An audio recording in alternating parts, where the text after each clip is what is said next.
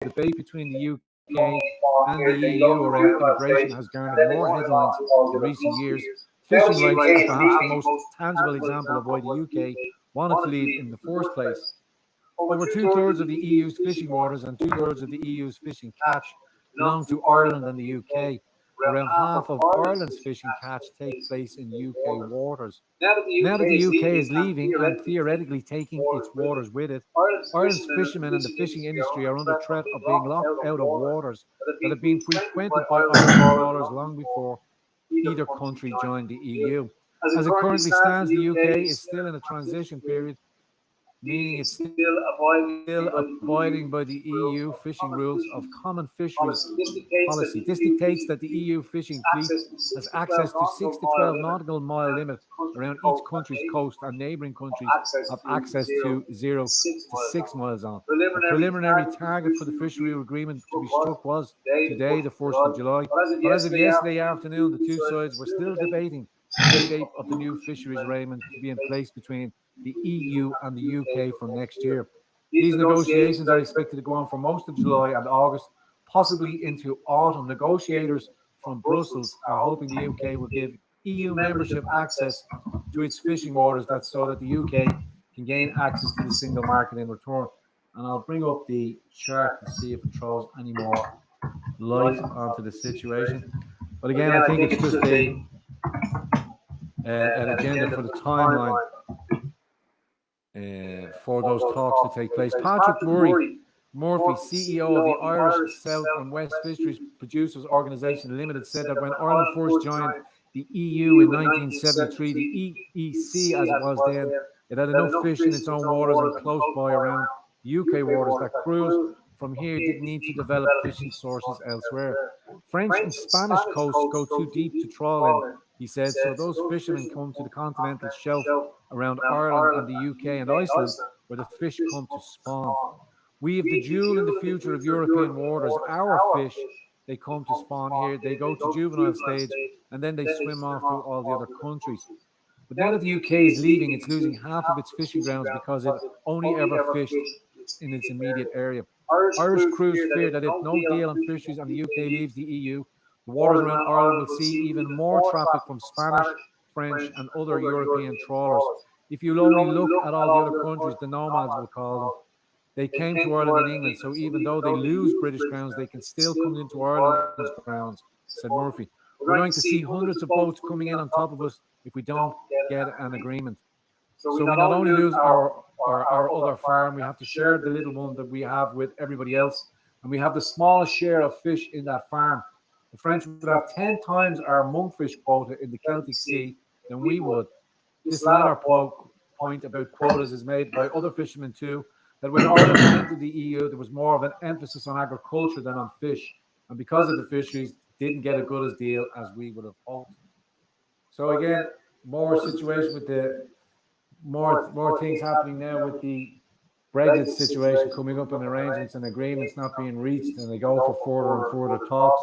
But again, I remind you, and as it's well known here, Ireland has been providing at least a quarter of the fishing stock to the European Union. Close on some projected targets, up to 200 billion worth of fishing stock has been supplied to the European Union. Nearly just more than enough to clear our national debt as it stands, currently racing towards 240 billion. Live chat, if you have a updated number or total on the national debt as it stands.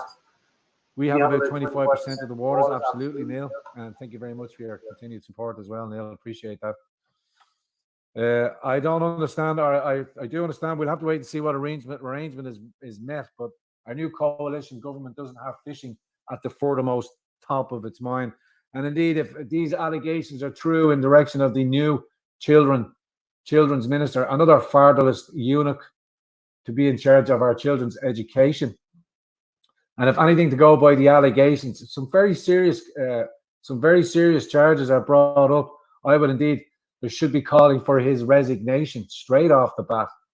But we wait and see how mainstream, if indeed they do cover it or indeed mention it in any way, shape or form. Checking in with you, live chat. Again, most of you would have seen the report on the startling figures the startling numbers of abortions that have been carried out in the Irish jurisdiction. And again, it's no laughing matter, but a point to note, 6,666 abortions have been carried out in the jurisdiction of Ireland, mostly Dublin-centric, as we understand. Just wait to see if one of your comments come up there. I'm wanting to project it out there. There it is there. Estimated 240 billion debt by 2021. I mean, when you consider 2008, 2009, we were at 30 billion just before the crash. Nothing too extravagant. Still a little bit out of control, but as it stands now, we are more than likely tied into the European Union for generations to come because of the huge debt burden that we are continually loading ourselves up with. And as the government seeks to further increase that debt base by another further 30 billion, I think, what was lauded around to try and dig us out of this hole that we're in. Not good enough. But what does and I keep reminding you, David McWilliams, his one and only cure is print more money. Just print more money. All we have to do is print more money and it'll happen. Print it, but what? Who's paying for it? How will we pay back the printing of your imaginary money? But don't worry, as we already know, the Great Reset is on way, is on tune, is being spoken about. How will this Great Reset appear to us in some sort of apparition? I do not know, but we will watch out for it. Will it go back to the gold-backed standard, or will it be a cryptocurrency or an intranet currency in between the central banks again, so that they can continuously keep printing fresh money from the money tree in Europe? 121 Neil reminds us that gold is now up to 1770, hovering in around 1800. It's slowly on the increase, but you're going to see, I would presume, a sharp uptake or a sharp increase in gold prices. They are about to ramp up double, nay triple fold. ID 2020, Martin Allen reminds us, ID 2020 also has talks about the Great Reset. Here is one that just dropped on my lap this morning, and to bring to your attention, a climate activist has rescinded on his position. Apologies for the flicker. I know it's annoying. Maybe one day we'll get to the bottom of it, but we crack on. Prominent environmental activist Michael Schellenberger apologizes for climate scare. Well-known climate activist Michael Schellenberger has issued a public apology for the unfounded panic caused by environmentalists of the fabricated horrors of global warming. Writing for Forbes Monday, Mr. Schellenberger, a Time magazine hero of the environment and winner of the 2008 Green Book Award, said that on behalf of environmentalists everywhere, I would like to formally apologize for the climate scare we've created over the last 30 years. Quote, climate change is happening. It's just not the end of the world, and it's not even our most serious environmental problem, Schellenberger declares. As an expert reviewer of the Intergovernmental Panel on Climate Change, I feel an obligation to apologize for how badly we environmentalists have misled the public, he states. Mr. Schellenberger proceeds to deny 12 climate myths that have been drummed into the modern psyche, but which have no basis in scientific fact. Quote, humans are not causing a sixth mass extinction, he begins. The Amazon is not the lungs of the world, and climate change is not making natural disasters work. Moreover, he continues, a few key facts help put global warming and its opposing effects into perspective. Fires have declined 25% around the world since 2003, he states, and the amount of land we currently use for meat has declined by an area nearly as large as Alaska. Contrary to popular belief, it was not climate change, but rather the buildup of wood fuels and more houses near forests that caused the rise in the number of ferocity of fires in Australia and California, he continues. Carbon emissions have been declining in rich nations for decades and peaked in Britain, Germany and France in the mid-70s, he adds. A key piece of information for those tempted to place the blame for air pollution and carbon emissions on the backs of affluent nations. Quote, we produce 25% more food than we need, and food surpluses will continue to rise as the world gets hotter, he states. And wood fuel is far worse for people and wildlife than fossil fuels.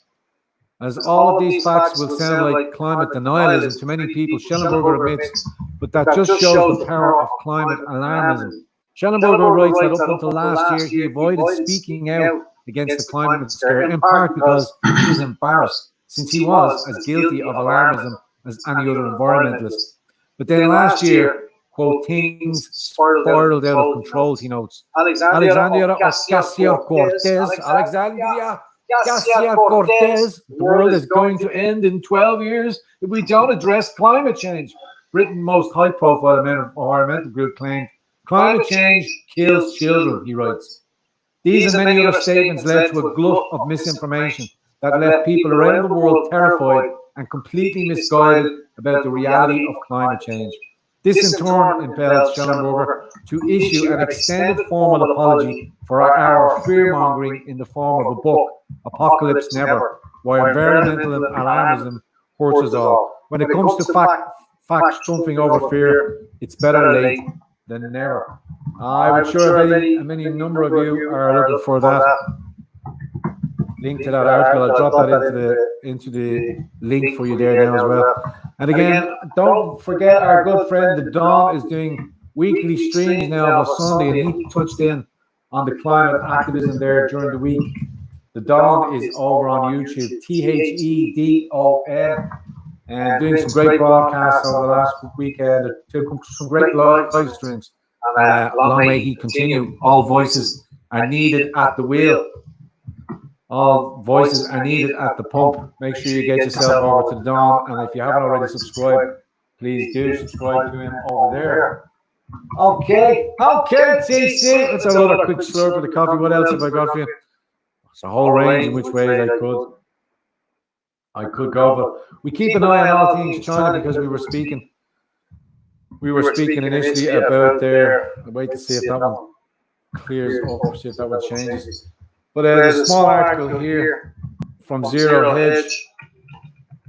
I will bring it up. I can't seem to get rid of the advertisements, but I'll bring this up for your attention. Not that it really affects us, but it's one to keep an eye on.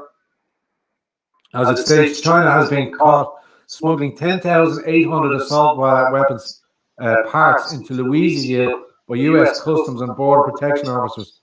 The shipment arriving from Shenzhen, China, and destined as for a place or residence in Melbourne, Florida, was seized on May 22nd. The parcel was manifested as containing 100 steel pin samples, a common practice used by smugglers for contrabanding traffic. As the express consignment operation hubs in Louisville, U.S. Customs and Border Protection officers seized a shipment from China that contained over 10,000 assault weapon parts being smuggled into the country. And you can see that there's the customs officials say from the CBP, 10,000 assault weapons parts seized. CBP officers in Louisville recently intercepted over 10,000 assault weapon parts arriving from China in a shipment manifested as 100 steel pin samples. Thomas Main, the port director at Louisville, said that the Chinese smugglers were knowingly trying to avoid detection and smuggle in assault weapon parts into the U.S. So some crazy situation over there. Why would they indeed be smuggling weapons into America? Who knows? BLM, Antifa, among others, to name but a few. One would never know. One can only assume and assuage towards. What else have I got for you this morning, this fine morning? I suppose I should throw out the link and see if anybody wants to jump in and have a chat as we hit the bottom half of the hour. See what's on your mind. And I do, as I always do, and remind you, if you are speaking on the situation with the Children's Minister, please be cautious and please temper your language. Be aware of what you're saying if you are coming on to speak in that situation. I'd say there's plenty of solicitors' letters will be issued out on the back of that as he tries to get ahead of it or get out in front of it, as is often said. I think we'll finish up on this one more article from the Borkeen. Fantastic little article. They have two great articles out, but we might keep one for later on this evening. I've thrown the link out there, and I have thrown the link out to that last article there as well. Also, the prominent activists. Pretty sure I threw that out there for you as well. Did I not live chat? Let me have. Anything on your mind, particularly grating for you this morning? No, I have thrown the link out there. That's fantastic. China causing more trouble is to be expected. I think we're in the death throes, as pretty much as we are in the death throes of the deep state, shall we say, or the Democrats, as we're more likely to know, that they're going to throw every and anything they have now in the last couple of weeks run out. I think we're down to below 130 days before the nights in white satin. Nicola asking for a bit of a tune there. I'll give you the chorus or just a headline, Nicola. No, I won't. Sorry, my apologies. Stop messing. I lost my train of thought there as well. I want to finish off on this article here from the Borkin. Again, some fantastic writing from the Borkin, as they always do. Let me drop that out there. Drop that. Bear with this morning. We'll just get rid of some of these articles here just to free up some RAM. Okay, fantastic. Now we'll jump straight into this last article here from the Borkin Journal. And again, I always encourage you to make your way over to the website, the Borkin, or the Borkin.ie. This article I finish off in relation to historical events that are happening around the world, indeed, as the Marxists march on racist statues. And again, the implications not being lost on the majority of us, that if we start tearing down monuments that they're there to remind us of our history, that if we do not learn from history, we are doomed to repeat it. Also, another one that I would remind you of, history would be great if only if it were true. So we'll finish this off, this article here from the Erasure of Western Society from Dahi O'Dwigna, 29th of the 6th, from the Borkin Journal. He starts, remember when you were told that the slippery slope arguments are fallacious? Such a style of argument became particularly relevant during the last decade, often invoked by the right and ridiculed by the left. The slippery slope argument was at the core of the 2017 debate over the statue of Robert E. Lee in Charlottesville, Virginia, which led to the now infamous Unite the Right rally at Charlottesville. The argument made by many on the right was simple, that taking down the Robert E. Lee would lead to the taking down of other statues deemed to be racist. What started as the removal of a few Confederate generals will end with the removal of figures such as Washington and Lincoln. The liberal left largely derided this style of argument, saying that at the time that it invoked what they called the slippery slope fallacy. Just because some statues are coming down over racism, they said, does it not mean statues of other seemingly more decent men will come down too? Fast forward 3 years and we can see that the right has been justified in its fears, using the death of George Floyd in the US as an excuse. Statues, monuments and buildings have been attacked by militant leftists, all in the name of fighting white supremacy. What's more, these statues aren't all simply of Confederate generals. What started as a movement to remove Confederate remembrance from the realm of social acceptability has turned into a free-for-all against monuments commemorating historical American and European figures. In the US, such men as George Washington, Christopher Columbus, and Thomas Jefferson were toppled. In the UK, Winston Churchill was defaced, while philanthropist Edward Colston was thrown into Bristol Harbour for his links to the slave trade. Ireland was not spared either in this recent spate of destructive fervour. So-called Nazi collaborator Sean Russell and Bishop George Berkeley have both been summarily disgraced in the court of public opinion, and patriots such as William Smith O'Brien, Daniel O'Connell, and John Gray all had their statues defaced in the name of progress. Meanwhile, a number of videos showing what appeared to be racially motivated attacks on Irish people were shared on social media. What's more, the destruction hasn't been limited to statues. As stated in previous article, a massive campaign of historical denialism has been waged against the fact that the Irish or any other white ethnic group were ever slaves. Furthermore, publications made great efforts to implicate historically subjugated European ethnicities in colonial crimes that they had no part in. While the wholesale destruction of statues dedicated to great men is horrific, this latter gaslighting is far more insidious. But why has all this happened? Why has the killing of a black man in the United States resulted in a wholesale attack on Caucasian peoples and historical figures? Same reason why the power structure turns against anyone or anything else. They're in the way of progress, as in the entirety of Western society or history. The Great Replacement is another so-called conspiracy theory derided by the left as being something concocted by Russian bots and white supremacists. As described by these people, is the clearly stupid notion that white people are being genocided by elites to be replaced by the immigrants. I don't like the term the Great Replacement. It's overly dramatic and suggests some sort of coordinated effort is being made by governments across the world. I don't believe in the Illuminati or the New World Order or the Kalergi Plan. And this writer is very well within their reams to have their own opinion. I do, however, believe in the power dynamic of class power. And as such, by extension, I believe that the elites have a vested interest in controlling the classes below them. Those at the top of modern world want the classes to be incontrollable as possible. So how does the destruction of Western history help these people? Firstly, its removal completely undermines the power of nationalism. While the left will often deny it, nationalism has always been a serious obstacle for global capitalism, especially in its current form. The aims of the two are diametrically opposed. The accumulation of capital above all else is incompatible with a belief in the immaterial value of the divine and of the nation. For those who are even remotely doubtful of this fact, look no further than other countries who have resisted global capitalism for the most. The majority of these countries are highly nationalistic, with even the ideologically socialist nations now framing their resistance to capitalism through a nationalist lens. China, Russia, and North Korea have all bent the knee to the primal urge to value the nation above all else. This is because they realize, whether they admit it or not, that no materialistic ideology can stand up to global capitalism. Secondly, it allows for mass immigration, which leads to the atomization of the working classes. The destructive nature of this can easily be seen looking at the recent Keelings controversy.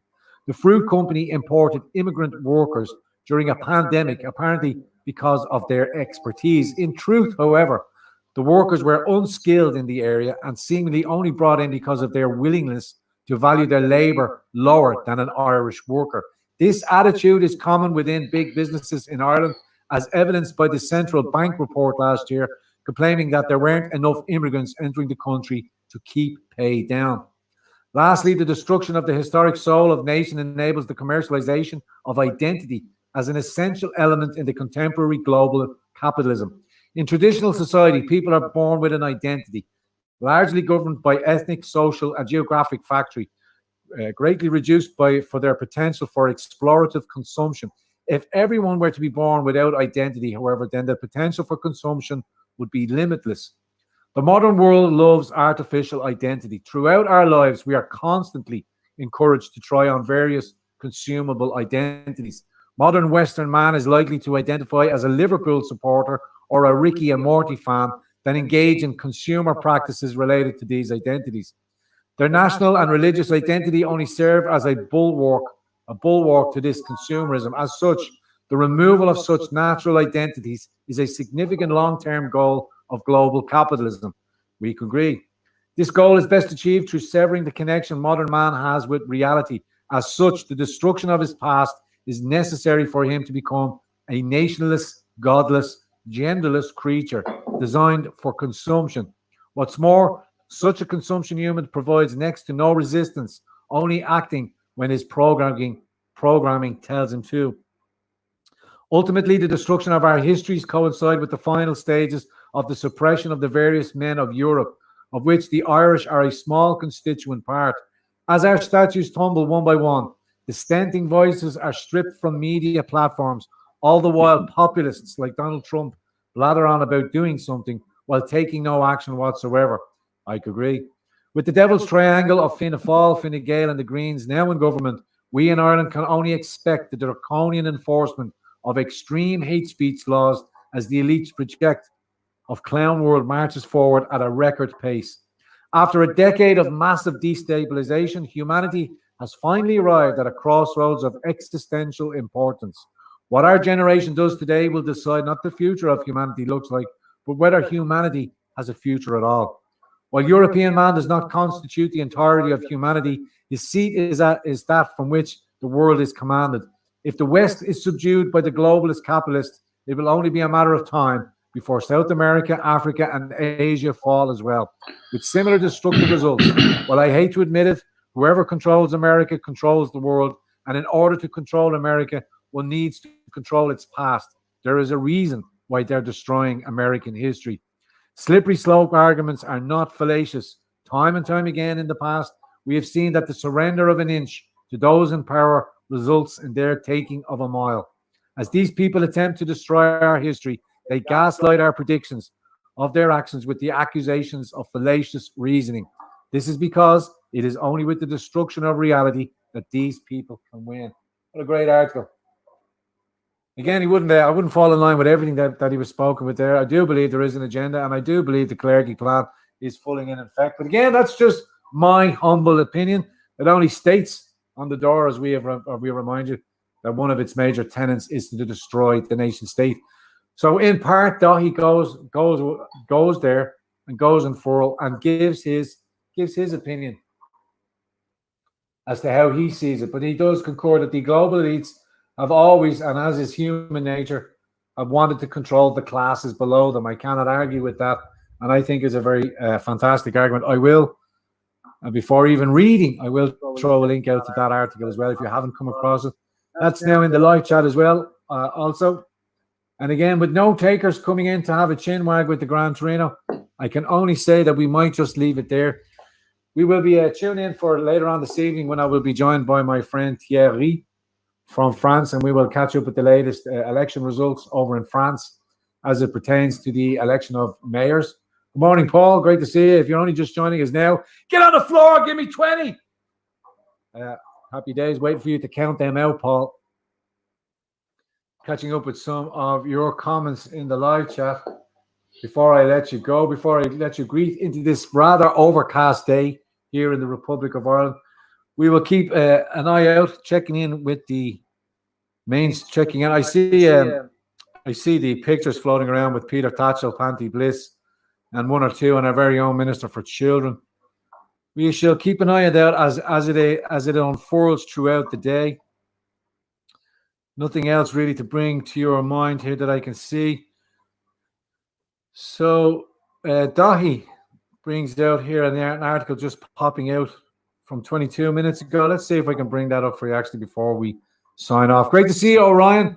It's sunny down in Cork. Enjoy that weather.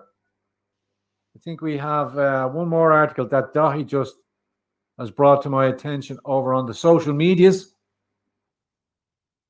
And as the article reminded us, and as the article has said, with the new, as they're going to try and push hate speech laws into power, it's probably going to get pushed on. What can we do?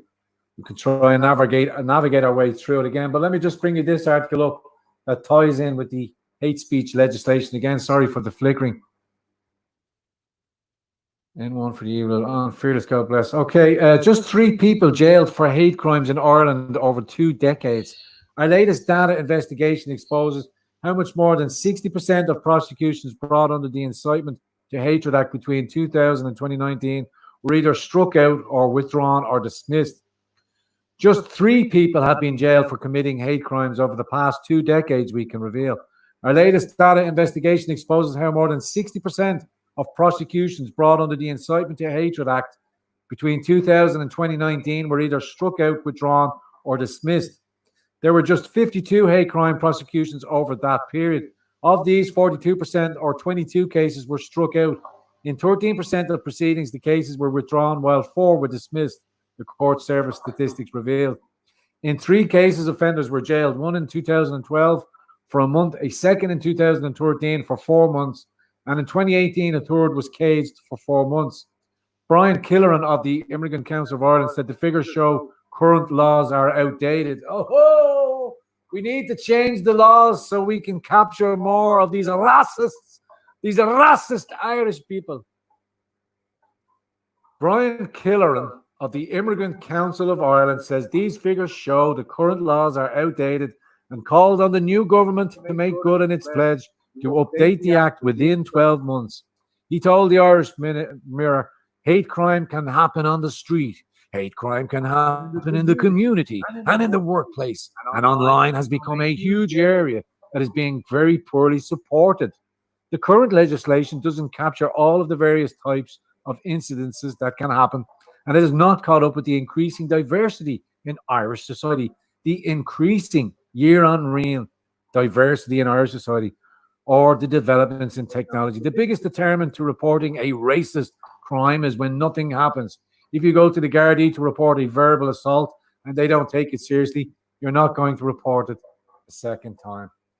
So again, even if somebody perceives that you have offended them, they can go to the guards and say, that man said something awful to me and I want you to arrest him. And by Jiminy, if they get their way, they're going to charge you on the presumption of guilt rather than the presumption of innocence. They're going to take somebody else's word. So this is going to be a swirling mess, not only for nationalists, but for everybody, because it will be used out of context and it will be prosecuted out of context. So many great people, hands up, don't shoot. I see myself also in the firing line. And many of you, unbeknownst to yourself, when people begin to use these microaggressions, exactly, Nikki, when these microaggressions are then facilitated by the state and brought into law, then our society is just going to tumble down. But I will also remind you that there will be protected classes, those that cannot be racist in the eyes of the law, those of a cultural nature, those of a religious tenet, I would also imagine would be pushed into that bracket. But again, those of a nationalistic bent, you will be guilty on all charges at any one time, at any given time. They'll probably go through the process, but they'll only take great delight in locking you up. But again, when they run out of nationalists, it only has one way to turn, and it will turn on them eventually. As I've said time and time again, the left will eventually eat itself, but not before getting through a huge chunk of us on the way. Now, again, we have to bring in challenges, and there has to be challenges brought up. And again, when the courts make decisions, there will be challenges to these decisions. So any wording of any legislation that's brought in as an amendment, as a bypass to our... Yeah, they absolutely do, Blackie, and nobody can see your comment either. So cheerio, goodbye, ta-ta. Guilty until proven innocent. Yeah, absolutely, Nicola. Yeah, that's exactly as it is. Okay, we're coming up on 50 minutes. I think we have touched on a few articles there to get you started for the day. Please don't forget to get out and about and enjoy your day. Get out there and get your thing on. Keep spreading the truth. Keep spreading the message. Yeah, we're ignoring a lot of they're eating each other. Absolutely, Turf Bog Time Machine. Didn't mean to read out your comment there. So I'm going to let you go there, live chat, as we come up to the top end of the hour. I think a nice little section to cider out. A few articles brought to your attention. Few throwaway remarks. Keep your eye on the situation as it pertains to the new Minister for Children. I'm sure a lot will unfold. As the programme for government is being reviewed and spoken about, we might have one or two guests. Maybe Fiona might speak on the programme for government. And we will have a talk with the very one and lovely Fiona Marie Flanagan on Friday. Okay, live chat, as we always do. Don't forget, let's get this started. Don't forget to smash that like button if you haven't already done so. Please press the subscription button if you haven't already done so, and the bell, and you're reminded of future broadcasts on the Grand Torino. Big shout out to you for your continued support. Links in the description box down below. Links to the merch store as well, and you can support us over there. And don't forget, if you could consider, like one of our friends did this morning, and becoming a member of the Grand Stream by clicking on the join button. And thank you for your continued support on the Grand Torino website, World Wide Web, grandtorino.ie. Okay, live chat. Let's get to it. Let's get busy. Show us where you are, whereabouts you are in the world today, so that many of us can see who is tuning in and where we are about as we get about our day.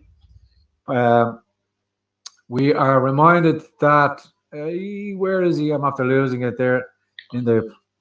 Okay, Martin Ellen starts us off from 43 from North Staffordshire. Jimbo Jones is in Fiongalos, or Playa del Finglas, as other people come to know it. Kilkenny in the house. Donegal also in the house from Angie Mack. Shawnee Mack in the house from Kilkenny. Galway tuning in from Enda Thornton. Orion is in Cork City. Blessings to all from Indiana, USA from Chanel.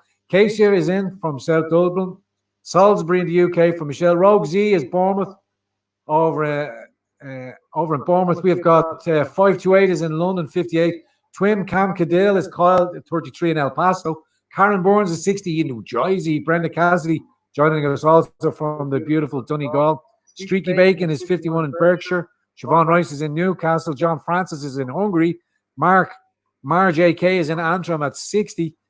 We also have Martin Conley, 61 in Birmingham. Eunice is in Zimbabwe. Good morning, Eunice. Get about your day. Have a busy and productive day. Martin Murray joins us from Bray at 64. Mama Bear is in Dublin. Smash the Rogans up for all you Bears. Andrea Murphy, the one and only, joining us again from the Republic of Cork. Paul Nanuig is in Galway. We also have Aidan Fletcher is in Colester, my old stomping ground again. 48. Nikki Cyprus joining us all the way from sunny Nikki in Cyprus. 49 joining us from Cyprus. Seamus G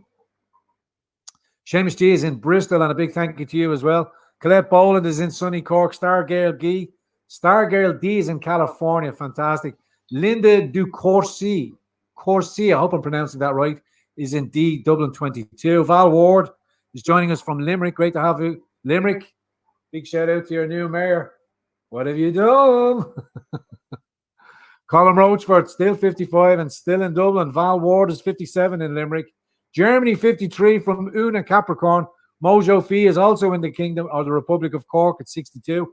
Natas is joining us from South Hill in Limerick. Trivia is in Milton Keynes over in the United Kingdom. And back again is 54, currently in Sligo. Simon, 33, is in Orion, Cork. And the Destroyer, 420, is in Donegal. Lots of Donegalians. I love it. County Waterford in the house from Mo. Paul Ricochet is a Northsider, 53. North side of what, Patrick? North side of Dublin? North or the northern part of Ireland? Organic Tea is 43 in Cork.